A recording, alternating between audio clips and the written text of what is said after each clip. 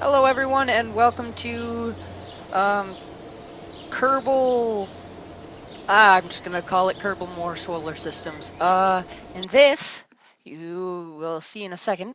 Our goal is to get from Kerbin throughout the Kerbal Solar System, and if you see, there is a line, and then to these other two solar systems, which I'm not gonna show you any of the planets so far yet.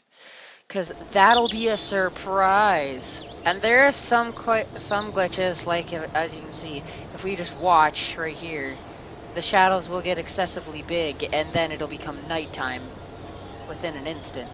And I am playing on science mode because career mode, and sandbox mode. Well, whatever. Um, uh, I love sandbox mode. Um, But yeah, I guess this will just be a really, really simple rocket that might get us a little bit of science before I do anything else. So this will go over here, just like that. This like that, and then I have absolutely nothing there. Okay, I think this rocket's golden, or most likely will have a couple flaws. But whatever, no need for saving right now because whatever, it's our very first rocket that has absolutely no point in it. And here we go. There. Okay. Okay. Hello, Jeb. You ready for your first flight? Somebody. It's Jeb's first flight. Cue the epic music. Thank you. Thank you very much. Whoever your name is, I'll get to know you in a bit. Okay. 3, 2, 1. Oh yeah, and there is a slight glitch where the exhaust fumes do not come out, so don't mind if you don't see it. It doesn't really matter. I thought the phone was ringing there for a second. That would ruin this whole video, but whatever. Okay, cue the epic music the whole way to the point where Kerbal go down. Jeb, you are a hero to all Kerbal kind, and today you will be breaking through the atmosphere in search for new things to see in space, and I have failed this so miserably. Oh god! I'm so sorry, Jeb. This flight was a fail. Oh, that epic music. Just stop it, stop it. We have had major casualties. This is a sad day for all of Kerbal kind. We're gonna run out of fuel. I'm just gonna stage the parachute now. Screw it! As Jeb thinks to himself, what a bad day. And he thinks also to himself, how ironic it would be if Houston put on sad music.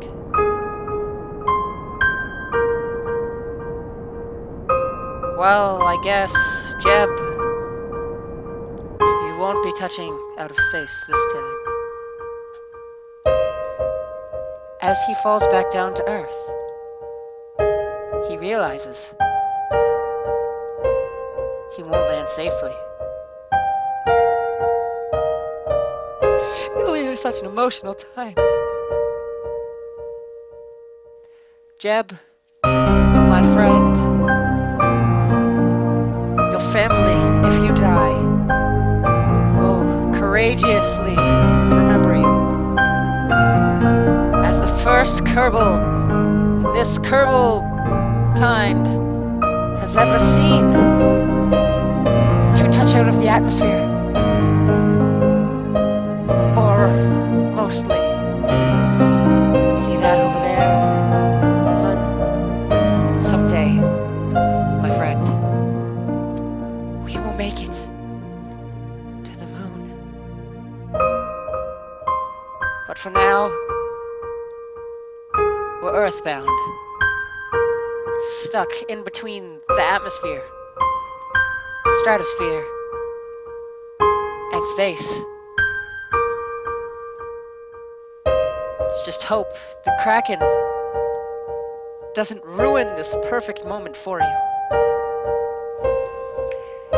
As you fall down at a good 215 meters per second, you're wondering why your G-forces aren't raising. Is this because the newest atmospheric problems that we will be getting soon enough have not been implemented yet? The re-entry heat, the anything. You're falling back to the launch pad. Now at 167 meters per second, Jeb. The atmosphere is getting thicker, it's slowing you down. But still, you notice your beautiful first rocket, the one you've had for 2 minutes, 11 seconds. Your favorite rocket since you were born 5 minutes ago will be destroyed in a billion pieces, hitting the ground at 100 meters per second, unless if this one little parachute can save you all, which deep down in your heart, and you know that it won't. You approach the ground even faster, or at least it looks like it, but you know that you're losing speed. And at the last second, your parachute opens, and you drop down to 14 meters per second. You know that you will live. But the crash tolerance in these boosters will not help. They will die. Such a sad death that maybe, just maybe, next flight, you can touch the edge of space. You can break through the atmosphere. Well, all of the Kerbals, okay, your boosters lived. Just most of them. But thankfully, it was only one booster that was destroyed, instead of every last single one. As he hopped out, he realized that that booster that got destroyed was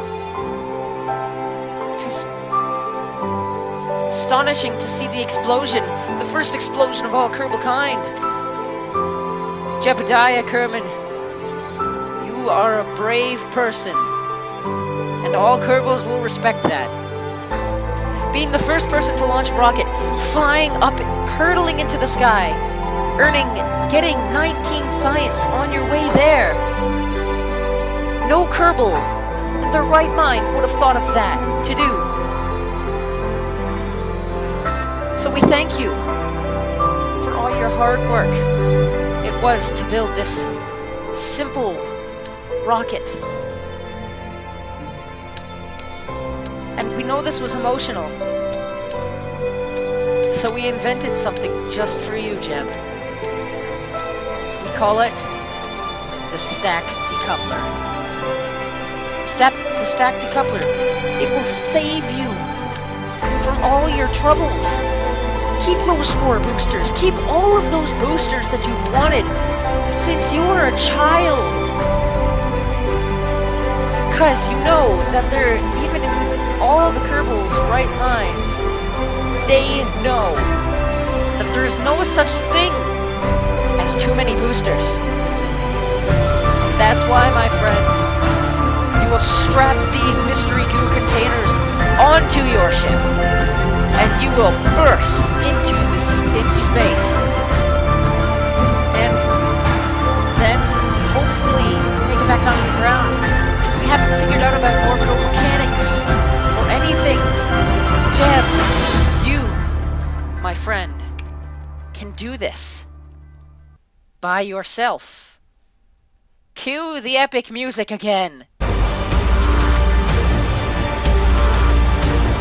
Jeb, are you ready? 3, 2, 1. See you on the other side. SAS is on. Traveling as fast as we were when we were falling through the atmosphere at first.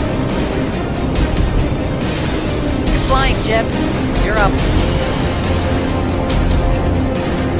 Know that you are not going to be the only Kerbal kind to see the Space Center from up above. But now you know that life is good. You started to slightly turn. You're getting past the sound barrier, but you have ran out of fuel in those engines. You pull that, then your sheets go off on those. As your last set of boosters fall away, you know this one single booster will separate you from Kerbal. What makes you true love space. From this, you feel an enrichment of G-forces. You're getting overheating rates on your rocket engine, and you run out of fuel. So you use the next stacked coupler, and you're out of the atmosphere, Jeb. You're free to go through to anywhere. As you jump out of the spacecraft, you realize that you're just floating. And everything just becomes peaceful. And you just absolutely love the fact that you're in space. And Jebediah completely zones out the fact that he and Mission Control is telling him, get back in that spacecraft. He has a sudden flashback of him as a kid, dreaming to go to the stars. Jebediah, my friend, you've made it. Let's see what we can do.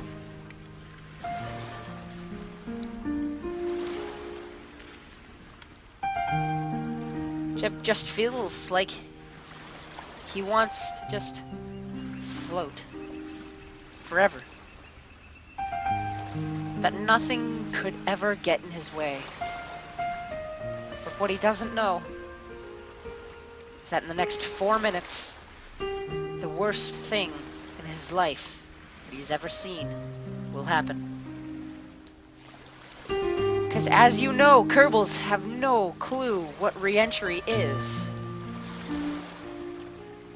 As he looks down, and he notices that his family, everyone that he's ever known, is still down on that one blue ball.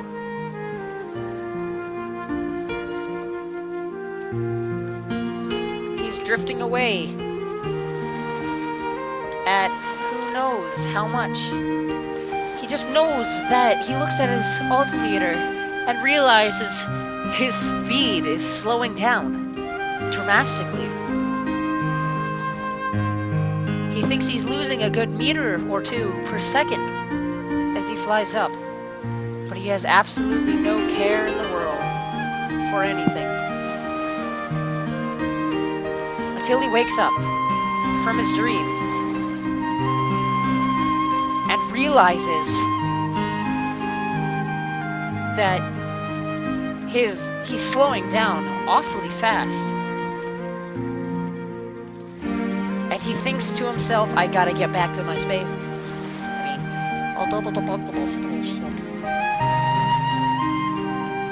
As he slows down, stops over here, goes over here. looks at the moon for one last time while he's out in space. He decides to forget about his idea about getting back into his spaceship. Oh, school. I want to be out here for as long as I possibly can. He says. Jebediah.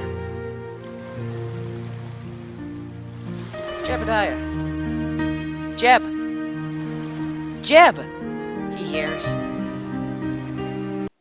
Jeb, get back in your spaceship now. We have readings that you are not going to enjoy. You are going to be falling faster than ever down back into the atmosphere. You will be going at a good 2,000 meters per second, Jeb, faster than any Kerbal has ever been in. Hopefully that one little parachute of yours can hold you up. Houston, cue the epic music. Jeb realizes that he has made a very bad mistake. He hasn't collected any scientific data while he was out here. So he grabs that one last EPA report, looks up at the stars, and says, I will see you next time, my friend. In the next couple minutes, he realizes that he is coming down at not what Houston said, just shy of what Houston said. And he realizes that it's getting slightly uncomfortably hot. And Houston sees his spacecraft go up in flames, and they think Jeb has died. Jeb's family is noted almost immediately. They were the ones who saw it and reported it. Jeb's son and his wife immediately break out into tears, feeling so sad that they just couldn't bear it anymore. They needed to know that Jeb was alright. They waited there for the next maybe 6 minutes. 4 minutes has gone by. 5 minutes have gone by. And finally, after those shocking couple minutes, they hear from Jeb. And he says, I'm alright. Everything is right. Everything is going as planned. Mystery goo containers are safe. I'm safe. Everything is safe. Come pick me up. As they said that, those words became the very first words from a Kerbal from space. When they got back, Jeb was known as a hero. From this day on, Jeb was a badass, flying rockets throughout space, buying new parts for his spacecrafts, and seeing KSC as it was never noticed before.